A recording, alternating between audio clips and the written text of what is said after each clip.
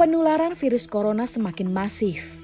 Seiring dengan pelonggaran PSBB dan kurangnya kesadaran masyarakat akan pentingnya protokol kesehatan.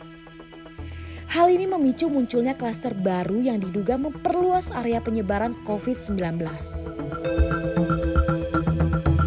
Perkantoran menjadi area penyebaran terbesar penularan virus ini seiring kembali aktifnya kegiatan di tempat kerja. Salah satunya yang terjadi di Jakarta.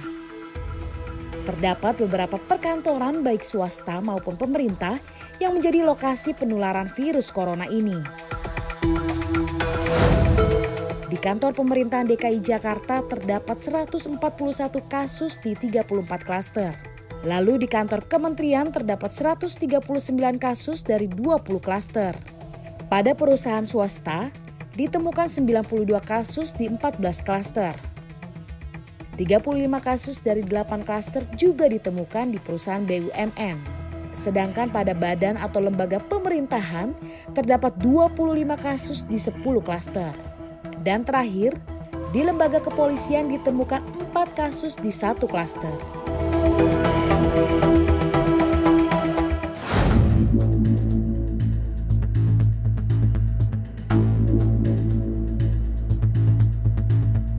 Ya tahu, saya pernah baca di media sosial sih.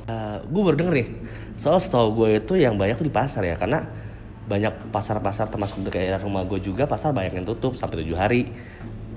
Karena kan ya kita tahu kalau pasar kan banyak transaksi ya, pertukaran dari tangan ke tangan, uang ke uang. Kalau perkantoran malah baru tahu. Nah itu juga tuh kemarin sempat jadi bincang-bincang di kantor saya juga tuh, katanya selain pasar terus tempat-tempat umum lainnya. Nah kantor salah satunya nuh.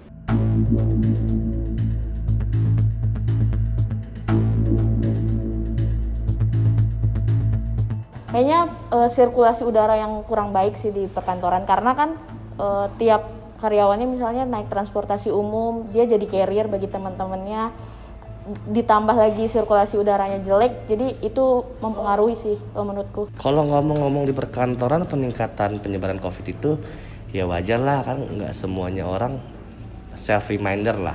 Contohnya kalau di mobil aja kita nggak tahu, di transportasi umum, di kereta kah, di angkot kah, kita nggak tahu yang satu bawa virus atau nggak bawa virus. Kita desak-desakan, meskipun desak-desakan kita pegangan tangan atau pegangan dari pegangannya si kendaraan itu kan kita nggak tahu, menyebar.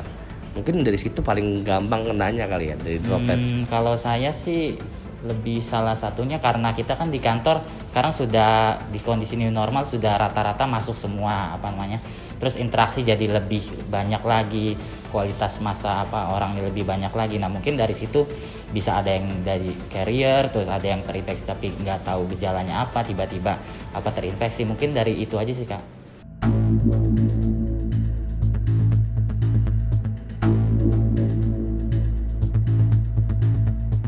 Buat orang-orang yang kurang mengikuti protokol kesehatan, kayaknya lebih ke sanksi sosial untuk ngasih lihat korban-korban yang terkena COVID-19 ini, atau enggak dikasih lihat separah apa sih sakitnya kalau udah kena.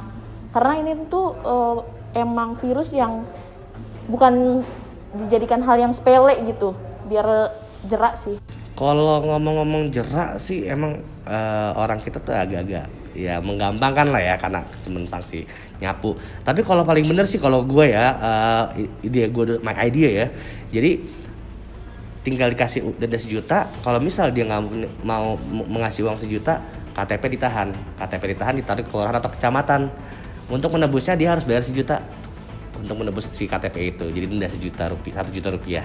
Nah emang karena sanksinya mungkin agak ringan ya sekarang, karena dendanya mungkin hanya 250.000, terus hanya disuruh menyapu jalanan.